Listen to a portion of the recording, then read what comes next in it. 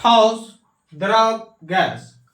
कोई भी वस्तु जो ठोस होता है उसको हम लोग द्रव में कन्वर्ट करते हैं। ठोस को जैसे ही द्रव में कन्वर्ट करेंगे उसके बाद गैस बन जाएगा। उस विधि को हम लोग कहते हैं ऊष्माशोषी प्रक्रिया। ऊष्माशोषी प्रक्रिया जैसे हम लोग जो लाते हैं दूध खरीद के, यानी जमल का दूध, उसको द्रव में कन्वर्ट कर देता है। द्रव में जैसे कन्वर्ट करता है दुकानदार लोग, जो उसको जाके पानी में थोड़ा देर छोड़ दीजिए, उसके बाद उसको उठिएगा नहीं, डायरेक्ट उठते हैं तो कभी कभी फट जाता है दूध। वही प्रक्रिया है। उसके बाद द्रव यानी भाप, जैसे दूध को हम लोग खौलाते हैं तो भाप निकलने लगता है, उसी कहते हैं हम लोग गैस। तो इस विधि जो हम लोग कहते हैं ऊष्माशोषी, यानी अगला है गैस। गैस से द्रव में कन्वर्ट करते हैं, द्रव से ठोस में, यानी गैस जो है हम लोग जो खाना बनाते हैं कुकर में या वो पतीली में, उस समय देखिएगा भाप धीरे धीरे ऊपर उठते रहता है, उस पर ऐसा हाथ रखिएगा तो हाथ भींग जाता है, वो क्या है? द्रव है। उसी द्रव को इकट्ठा करके हम लोग फ्रिज में जो रख देंगे या ठंडा प्रदेश में ले जाएंगे तो जम जाएगा। जम जाएगा तो उसको हम लोग कहते हैं ठोस। ठोस जो कहते हैं इस विधि को कहा जाता है ऊष्माक्षेपी प्रक्रिया। अगला है क्वथनांक। क्वथनांक से कम तापमान पर द्रव के वाष्प में परिवर्तित होने की प्रक्रिया को वाष्पीकरण कहते हैं। 100 डिग्री सेल्सियस से जो कम रहेगा उसको हम लोग कहेंगे वाष्पीकरण। और क्वथनांक यानी 100 डिग्री सेल्सियस से अधिक पर या क्वथनांक से ऊपर वाष्प में बदलना वाष्पन कहलाता है। 100 डिग्री सेल्सियस से ऊपर ये जैसे करेंगे तो भाप बनने लगेगा, भाप बन के वो फैल जाएगा। 100 डिग्री सेल्सियस से कम करेंगे तो पत्थर बन जाएगा, यानी ठोस का रूप ले लेगा। अगला है वाष्पीकरण, जो है एक सतही प्रक्रिया है। वाष्पीकरण जो है एक सतही प्रक्रिया, उसमें जाकर हम लोग नहीं कुछ करते हैं। कहिएगा कैसे?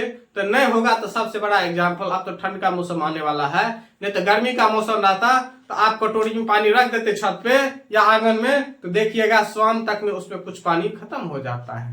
वही है, यह एक सतही प्रक्रिया है, निरंतर चलते रहने वाली प्रक्रिया है। अगला है ऊर्ध्वपातन। यह सबसे ज्यादा बार क्वेश्चन पूछता है, इसका एग्जाम्पल। ऊर्ध्वपातन, जब कोई पदार्थ ठोस से सीधे गैस में बदल जाता है तो यह पदार्थ ऊर्ध्वपातिक पदार्थ कहलाता है। यह प्रक्रिया ऊर्ध्वपातन कहलाती है। जैसे हम लोग जो कपूर जो खरीद कर लाते हैं, अभी कुछ दिन पहले जो दुर्गा पूजा खत्म हुआ या नवरात्रि खत्म हुआ है, और छठ में भी सब लोग, दुर्गा पूजा में तो हर एक घर में हुआ होगा, कपूर सबको खरीद कर लाए थे माता रानी को दिखाने के लिए। माता रानी को जो दिखाने के लिए लाए थे तो सॉलिड था, और जैसे उसमें लगाए तो खत्म हो गया ऑटोमेटिक। वही जो है सॉलिड से ऑटोमेटिक जो वेपरेशन हो गया है, उसी को सबसे बड़ा एग्जाम्पल उत्पादन का आयोडीन कपूर है। उसके बाद आयोडीन, हम लोग जो नमक खाते हैं आयोडीन, वो भी ऊर्ध्वपातन का ही है।